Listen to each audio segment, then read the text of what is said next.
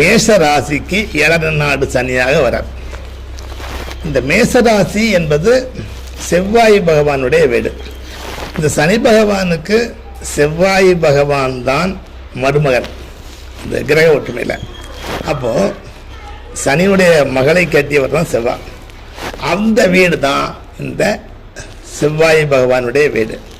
அப்போ மேசராசி நிலத்தின் அதிபதி செவ்வாய் வராரு அப்படின்னு போகும்போது மருமகன் வீட்டில் போய் தொந்தரவெல்லாம் பண்ண மாட்டார். மருமனுக்கு நல்ல மரியாதை கொடுக்கக்கூடியவர் தான். ஏன்னா மகர ராசியில் செவ்வாய் பகவான் உச்சம் பெறார், ஒரு மரியாதை கொடுக்குறார். அதனால் மேசராசிக்கு 7 நாடு நடக்க போகுது அப்படிங்கும்போது இந்த செவ்வாய் பகவான் அதிபதியாக கொண்ட மேசராசிக்காரர்கள் பயப்பட வேண்டிய அவசியமில்லை. சுப விரயங்களை அள்ளி கொடுப்பான். நீதிமான்களுக்கு பெரிய பெரிய பதவிகள் இருக்கக்கூடிய உயர் பதவிகள் கிடைக்கும். என்ன அதிகபட்சமாக உழைக்க வேண்டியிருக்கும், அவ்வளோதான். மற்றபடி பயப்பட வேண்டிய அவசியமே இல்லை.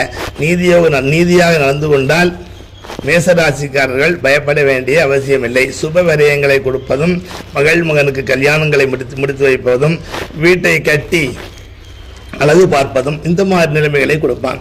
ஒரு நம்மகிட்ட தேவையற்ற பொருள் ஏதாவது இருக்குது அப்படின்னா அதை விரயம் பண்ண வச்சு நல்லதை ஏற்படுத்துவார். அதனால் பயப்பட வேண்டிய அவசியம் இல்லை. ஒரு பொருள் வந்துட்டு சம்பளம் வாங்கிட்டோம் அப்படின்னா முதல் செலவு ஒரு 10 ரூபாயை தர்மம் பண்ணணும். இது செஞ்சால் போதும், மேசராசிக்காரர்களுக்கு நன்மையே ஏற்படும்.